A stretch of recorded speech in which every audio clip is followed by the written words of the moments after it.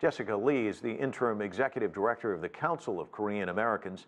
I asked her about the significance of the remains being returned. So 55 remains are being delivered from North Korea to Hawaii and eventually to mainland United States, where hopefully 55 families will get to finally honor their fallen heroes. And it's a big deal because we have not been able to deliver or have a mechanism for the two countries to resolve some of these issues that linger, almost 70 years after the Korean War, has passed. And so I think for all of us outside of the government who are watching what's happening, we're hopeful that this will lead to other humanitarian gestures between the two countries so that other families, including Korean Americans who have relatives back in North Korea who we haven't been able to get in touch with, will finally be able to do that. Another thing that's, before we move on though, this is a minuscule amount though. You were mentioning 7,700 remains, so there's still a lot more to be sorted out. That's exactly right. That's exactly right. One of the things I also wanted to ask you about, because it's gotten a lot of traction, is this dismantling of this site. Talk to me about the significance of that. Does it seem as though the DPRK is taking steps to really kind of meet the demands of the ROK in the United States?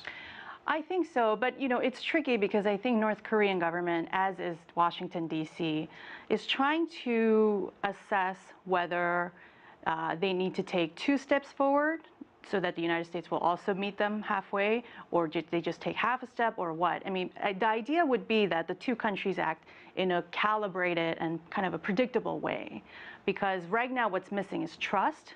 So even though North Koreans are doing what they did regarding the site, there is still skepticism in Washington that that is, in fact, a legitimate step toward denuclearization. And so as long as we have this level of mistrust between the two countries, no matter what steps they take, it will not kind of resonate. And so I think, and that's why what you started off earlier with the remains is so significant, because when you have humanitarian issues that actually gain traction and momentum and progress, that builds the trust level much higher. And I think that will enable the two countries to tackle some of the harder issues, which is denuclearization of the Korean Peninsula.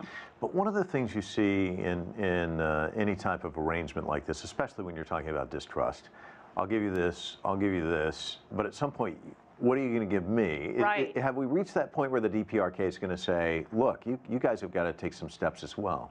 I think so. I think that's exactly right. And I think, unfortunately, the press coverage around Secretary Pompeo's visit, being, less than perfect because,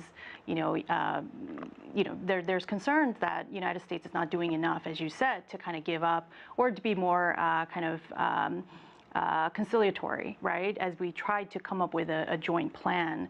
I think that's right. I mean, the reality, though, is that at least as far as what I can tell, from Washington, it is really difficult for, I think, most people here in D.C. to think about putting so much on the table for North Koreans that it almost makes it seem like we're kind of letting them walk all over us. And that's certainly not what we want. At the same time, only focusing on the nuclear issue, when again, there's so many other issues that have languished as a result of the status quo, I think is also a missed opportunity. So there has to be a middle ground. And I think people in Washington and Pyongyang have to be more realistic about what it's going to take. And it's going to require some hard choices.